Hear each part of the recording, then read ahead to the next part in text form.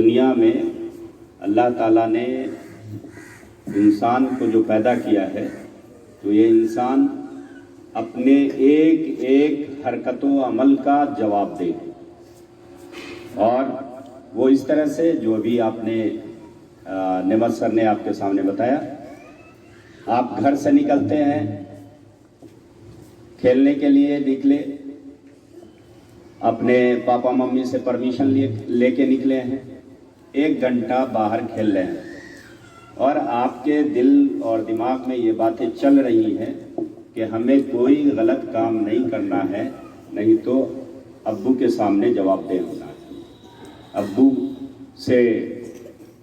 ابو کے سامنے سارے ڈیٹیلز ہم کو پیش کرنے ہیں اگر شکایت مل گئی تو۔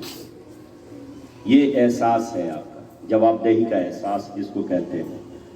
اسی طرح سے اسکول میں آپ آ رہے ہیں تو ہر پیریڈ میں جو ٹیچر جا رہے ہیں آپ کو جو پڑھا رہے ہیں، ہوم ورک دے رہے ہیں، کلاس ورک دے رہے ہیں، اگلے دن اس بات کا احساس ہے آپ کو کہ ہم کو فلاں ٹیچر کے سامنے جواب دینا ہے کہ ایکسرسائز 3 کا کوشچن آنسر بنانے کے لیے دیا تھا، آپ نے کیوں نہیں بنایا؟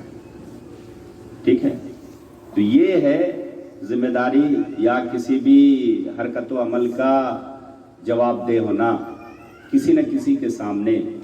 تو اس دنیا میں آپ جواب دہ ہیں کس کے سامنے؟ نمبر 1 اپنے پاپا ممی کے سامنے، نمبر 2 اپنے اساتذہ کے سامنے، نمبر 3 اسکول کے ڈائریکٹر اور پرنسپل کے سامنے، ہے نا، نمبر 4 جو اگر آپ کسی سسٹم سے جڑے ہوئے ہیں، کسی آرگنائزیشن سے، تنظیم سے جڑے ہوئے ہیں، تو اس کا جو ذمہ دار ہے اس کے سامنے جواب دہ ہونا ہے۔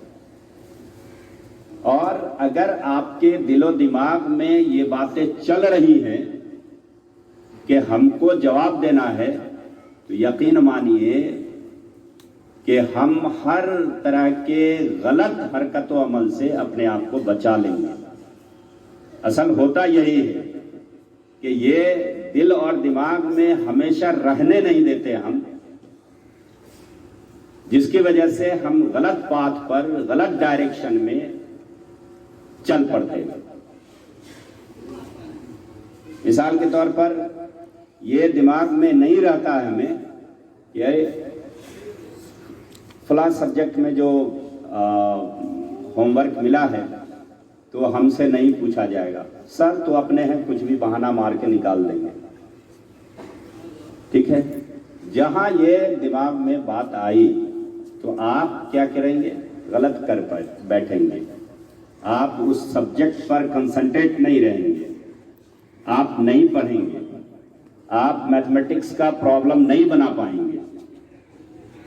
کل ہو کے کلاس میں آئیں گے، اچھا ٹھیک ہے کوئی دقت کی بات نہیں ہے، میتھمیٹکس میں عرفان سر ہیں، ایزی وے میں لے لیا جائے گا، سر نہیں ہوا کل دکھا دیں گے نا، ایسے ہی کہہ کے وہ بہلا پھسلا کے کام نکال لیا۔ لیکن یہ بات جو آخری بات نعمت سر نے کہی ہے، اب قرآن میں اللہ تبارک تعالیٰ نے اس کا ذکر کیا ہے۔ سورہ زاریات میں اللہ تبارک تعالیٰ فرماتا ہے وَأَمَّا مَنْ خَافَ مَقَامَ رَبِّهِ، جس نے اپنے دل اور دماغ میں خوف رکھا، کس بات کا؟ مقام ربِّهِ، اپنے رب کے سامنے، اپنے اللہ کے سامنے کھڑا ہونے کا، کہ ہم کو جواب دینا ہے، ایک ایک عمل کا جواب دینا ہے، ایک ایک سیکنڈ کا جواب دینا ہے۔ وَنَهَى النَّفْسَ عَنِ الْهَوَىٰ، اور اپنے برے خواہشات سے اپنے آپ کو بچا کے رکھا۔ یہ جان لیجئے کہ جس کے دل و دماغ میں یہ بات اگر ہمیشہ ازبر ہے، ہمیشہ اپنے دل و دماغ میں اس بات کو رکھتا ہے کہ ہم کو ایک اللہ کے سامنے کھڑا ہونا ہے اور اپنے ایک ایک سیکنڈ کا جواب دینا ہے، تو وہ انسان ہر طرح کے برے خواہشات سے اپنے آپ کو بچا لیتا ہے۔ تو ایسے لوگوں کے بارے میں اللہ تبارک تعالیٰ نے کیا کہا؟ فَإِنَّ الْجَنَّةَ هِيَ الْمَأْوَىٰ، کہ جنت اس کا ٹھکانہ ہے۔ ایسے ہی لوگوں کے بارے میں اللہ تبارک تعالیٰ نے جنت جو ہے بنا کے رکھا ہے۔ پیارے بچوں، یہ بات اس لیے ہم نے ابھی کہی ہے کہ یہ وہ نقطہ ہے جو انسان کی شخصیت، انسان کی پرسنالٹی میں نکھار لاتا ہے۔ یہ وہ نقطہ ہے جو انسان کو غلط راستے سے سیدھے راستے پر لے آتا ہے۔ یہ وہ نقطہ ہے جو انسان کو اندھیرے سے روشنی کی طرف لے آتا ہے۔ من الظلمات الی النور، ظلمات سے نور کی طرف لے آتا ہے۔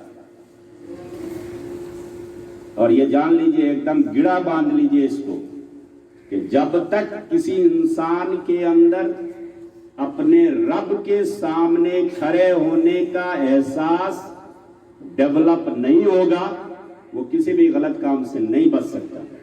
غلط کام سے، غلط بات سے، شیطان کے بہکاوے سے اگر کوئی نقطہ بچا سکتا ہے تو وہ یہی نقطہ ہے کہ اپنے دل اور دماغ میں ہمیشہ اس کو پروان چڑھانا ہے کہ ہمیں اللہ کے سامنے، اپنے رب کے سامنے کھڑا ہونا ہے، اس کو ایک ایک پل کا حساب دینا ہے۔ تو ہم کو لگتا ہے کہ انسان اپنے آپ کو ہر طرح کے خواہشات سے، ہر طرح کی غلط باتوں سے، غلط کاموں سے اپنے آپ کو بچا سکتا ہے۔ اللہ تبارک تعالیٰ سے دعا ہے کہ ہم تمام اساتذہ کو اور ساتھ ہی ساتھ آپ کو بھی غلط راستوں سے بچنے کی توفیق عطا فرمائے، اور اپنے دل اور دماغ میں ایک خدا کے سامنے، ایک اللہ کے سامنے کھڑا ہونے کا احساس، اس کا ڈر، اس کا خوف اپنے دل میں پیدا کرنے کی توفیق عطا فرمائے۔